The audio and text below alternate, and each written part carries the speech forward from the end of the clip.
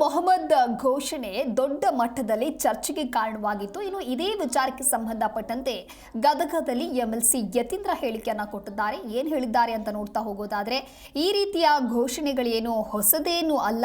ಮೊದಲೆಲ್ಲ ಬ್ಯಾನರ್ಗಳನ್ನು ಹಾಕ್ತಾ ಇದ್ರು, ಇದೀಗ ವಿವಾದವಾಗಿ ಇದನ್ನ ಸೃಷ್ಟಿಸ್ತಾ ಇದ್ದಾರೆ. ಮೊದಲು ಉರ್ದುವಿನಲ್ಲಿ ಹಾಕ್ತಾ ಇದ್ರು, ಬಿಜೆಪಿಯವರಿಗೆ ಉರ್ದು ಓದಲು ಬರುವುದಿಲ್ಲ, ಈಗ ಇಂಗ್ಲಿಷ್ನಲ್ಲಿ ಹಾಕಿದ್ದಕ್ಕೆ ವಿವಾದವನ್ನ ಮಾಡ್ತಾ ಇದ್ದಾರೆ ಅಂತ ಹೇಳಿ ಗದಗದಲ್ಲಿ ಎಂಎಲ್ಸಿ ಯತೀಂದ್ರ ಹೇಳಿಕೆ ಕೊಟ್ಟಿದ್ದಾರೆ.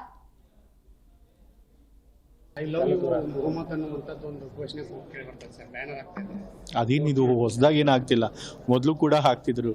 ಆದರೆ ಇದೀಗ ಅದನ್ನ ಒಂದು ವಿವಾದ ಆಗಿ ಸೃಷ್ಟಿ ಮಾಡಿದ್ದಾರೆ. ಅದನ್ನ ಮೊದಲು ಉರ್ದುನಲ್ಲೂ ಹಾಕೊಳ್ತಿದ್ರು, ಪಾಪ ಯಾರು ಉರ್ದು ಓದಕ್ಕೆ ಬರ್ದೇ ಇರೋದ್ರಿಂದ ಅದನ್ನ ಇದು ಮಾಡಲ್ಲ. ಈಗ ಮೊದಲನೇ ಬಾರಿ ಇಂಗ್ಲೀಷ್ನಲ್ಲಿ ಹಾಕಿರೋದಕ್ಕೆ ಅದೊಂದು ವಿವಾದ ಮಾಡ್ತಾರೆ. ಇದೆಲ್ಲ ಅನಗತ್ಯ ವಿವಾದಗಳು. ಪ್ರತಿಯೊಂದು ಧರ್ಮದವರು ಅವರವರ ಯಾರು ಮಹನೀಯರು ಇರ್ತಾರೆ ಅಥವಾ ಅವ್ರವ್ರ ದೇವರು ಇರ್ತಾರೆ, ಅದ್ರ ಬಗ್ಗೆ ಅವರು ಏನೋ ಒಂದು ಮೆಚ್ಚುಗೆ ಮಾತುಗಳದ್ದು ಹಾಕೊಳ್ಳುವಂಥ ಬ್ಯಾನರ್ ಹಾಕೊಳ್ಳೋದ್ರಿಗೆ ಏನು ತಪ್ಪಿಲ್ಲ. ಅದ್ರೊಳಗೆ ಏನು ತಪ್ಪಿದೆ?